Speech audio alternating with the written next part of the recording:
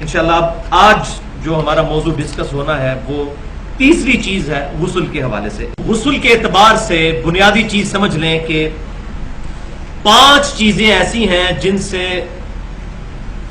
غسل فرض ہو جاتا ہے. نمبر 1، شہوت کے ساتھ منی کا خارج ہونا، کسی بھی وجہ سے ہو لیکن شہوت کے ساتھ.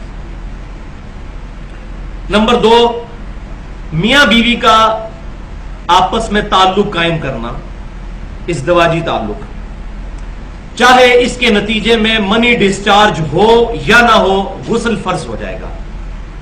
نمبر 3، معاذ اللہ اگر کسی شخص نے مشت زنی کی یا ہینڈ پریکٹس، اس کی وجہ سے اس کی منی خارج ہوئی تو اس پر بھی غسل فرض ہو جائے گا. نمبر 4، عورتوں کو جو حیض آتا ہے تو حیض کے پیریڈز کے دن گزارنے کے بعد بھی ان پر غسل کرنا فرض ہے. اور نمبر 5، نفاس کے بعد، یعنی عورتیں جب ان کی ڈلیوری ہو جاتی ہے اس کے بعد 40 دن تک جو خون نکلتا ہے تو اس کے بعد بھی غسل کرنا فرض ہے. یہ 5 وجوہات ہیں جن کی وجہ سے غسل کرنا فرض ہو جاتا ہے. اس کو میں ڈیٹیل کے ساتھ احادیث کی روشنی میں بھی انشاءاللہ تعالی بتاؤں گا. پہلے 3 ٹرمز جو ہیں وہ سمجھ لیجئے، 3 ٹرمنالوجیز. نمبر 1،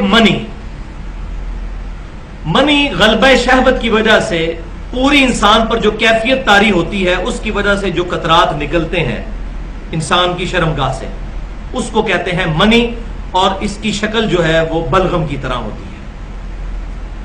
دوسری چیز مزی، یہ وہ قطرات ہیں جو شہوت کی وجہ سے تو نکلتے ہیں لیکن پوری اس کیفیت کے ساتھ نہیں، بلکہ انیشلی جب شہوت تھوڑی سی طاری ہو تو اس کی وجہ سے قطرات نکلتے ہیں. اس کی وجہ سے غسل فرض نہیں ہوتا، وضو فرض ہوتا ہے.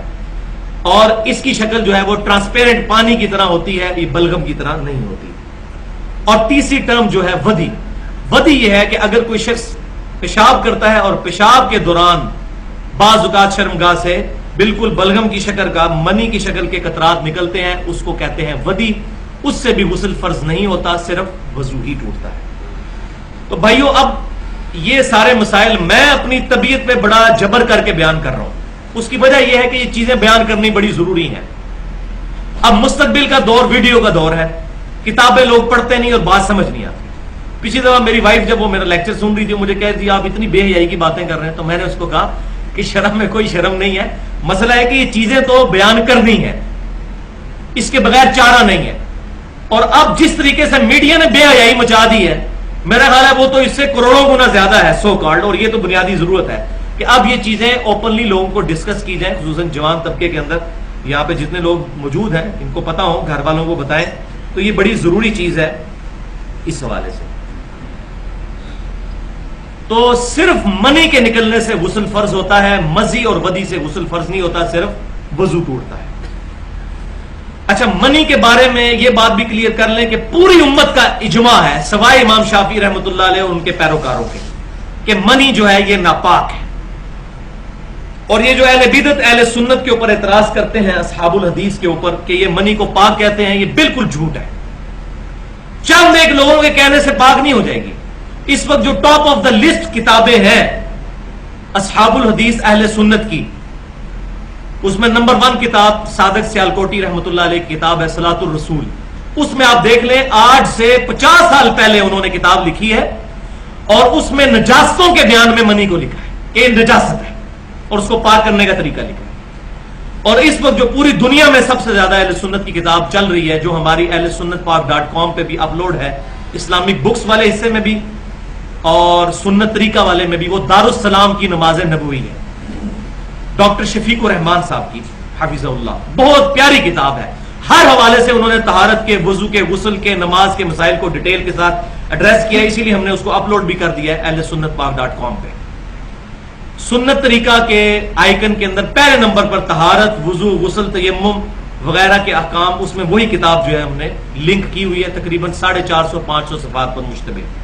اس کتاب میں بھی نجاستوں کے بیان میں منی کا ذکر ہے. اور ہمارے لیے تو سب سے بڑی دلیل صحیح بخاری اور مسلم کی وہ متفق علیہ حدیث ہے. اما عائشہ رضی اللہ تعالیٰ عنہ کہتی ہیں کہ نبی صلی اللہ علیہ وسلم کے جب مبارک کپڑوں پر منی لگ جاتی تھی تو میں دھو دیا کرتی تھی، اور آپ صلی اللہ علیہ وسلم اس دھونے کے بعد گیلے کپڑے کو ہی اپنے جسم پر پہن کر جایا کرتے تھے، اور وہ گیلا کپڑا اس طریقے سے میں دیکھ رہی ہوتی تھی. یعنی اس سے یہ بات پتہ چلی کہ خشک کرنا ضروری نہیں، اگر دھو کے ریموو کر لی تو اب گیلا کپڑا جو ہے وہ پاک ہی ہے، اور یہ بات عقلاً بھی سمجھ میں آتی ہے۔ اور دوسری حدیث صحیح مسلم میں ہے کہ اگر منی خشک ہو جاتی تو سیدہ عائشہ کہتی ہیں کہ نبی صلی اللہ علیہ وسلم ہمیں حکم فرمایا کرتے تھے کہ ہم منی کو کھرچ دیا کریں کپڑوں سے۔ یہ کھرچنا ہوتا ہی اس لیے تھا کہ منی ناپاک ہے، ادروائز وہ کپڑوں کے اس حصے پر لگی ہوتی تھی جو کرتے کے پیچھے چھپا ہوتا ہے۔ تہمت پہ اگر منی لگی ہے تو باقی تو کسی کو نظر نہیں آنی، تو کھرچنا کیوں ضروری ہے؟ وہ تو اسی طرح ہی ہے جیسے بلغم آپ کے کپڑوں پر لگ جائے، اگر معاذ اللہ یہ پاک ہوتی تو کھرچی تھی کیوں تھی سیدہ عائشہ؟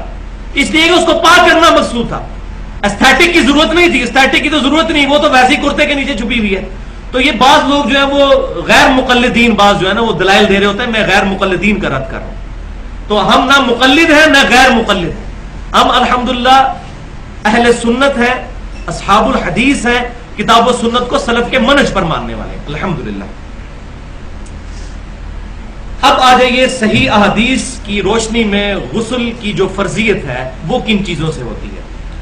پہلی حدیث صحیح بخاری اور مسلم کی متفق علیہ حدیث ہے کہ امام کائنات سید الاولین والآخرین شفیع المذنبین رحمت للعالمین سیدنا و مولانا امام اعظم محمد رسول اللہ صلی اللہ علیہ وسلم نے ارشاد فرمایا کہ جب بھی میاں بیوی آپس میں صحبت کریں تو ڈسچارج ہو یا نہ ہو، انزال ہو یا نہ ہو، دونوں پر غسل فرض ہو جائے گا۔ دوسری حدیث صحیح بخاری اور مسلم کی متفق علیہ حدیث ہے کہ ایک عورت نے نبی صلی اللہ علیہ وسلم سے، ایک صحابیہ نے مسئلہ پوچھا کہ جیسے مردوں کو احتلام ہو جاتا ہے، نائٹ فال ہو جاتا ہے، کیا عورتوں کو بھی ہو جاتا ہے؟ تو آپ صلی اللہ علیہ وسلم نے فرمایا ہاں۔ تو پھر انہوں نے پوچھا کہ اگر کوئی عورت بھی ایسا خواب دیکھے اور ایسا معاملہ ہو تو کیا کرے؟ تو آپ صلی اللہ علیہ وسلم نے فرمایا کہ اگر اپنے کپڑوں پر نشان دیکھے تو غسل کر لے، اور اگر کپڑوں پر نشان نہ دیکھے تو غسل کرنے کی ضرورت نہیں ہے۔ ظاہر ہے کہ پھر تو منی ڈسچارج نہیں ہوئی۔ تیسری حدیث بھی صحیح بخاری اور مسلم کی متفق علیہ حدیث ہے کہ سیدنا علی رضی اللہ تعالیٰ عنہ کہتے ہیں کہ مجھے کثرت سے مزی آیا کرتی تھی، اور اس کی ڈیفینیشن میں پہلے بتا چکا، مزی آیا کرتی تھی، اور نبی صلی اللہ علیہ وسلم میرے سسر، اور میں شرماتا تھا آپ سے پوچھتے ہوئے، تو میں نے سیدنا مقداد رضی اللہ تعالیٰ عنہ سے کہا کہ آپ میرے بہاف پہ نبی صلی اللہ علیہ وسلم سے یہ مسئلہ پوچھیں۔ تو نبی صلی اللہ علیہ وسلم سے جب پوچھا گیا تو آپ صلی اللہ علیہ وسلم نے فرمایا کہ علی کو کہو کہ مزی کے نتیجے میں غسل فرض نہیں ہوتا، اپنی شرمگاہ کو دھوئے اور وضو کر لیں، وضو ٹوٹ جائے گا۔ تو اس سے یہ بات پتہ چلی کہ مزی سے وضو ٹوٹ جاتا ہے، غسل نہیں ٹوٹتا۔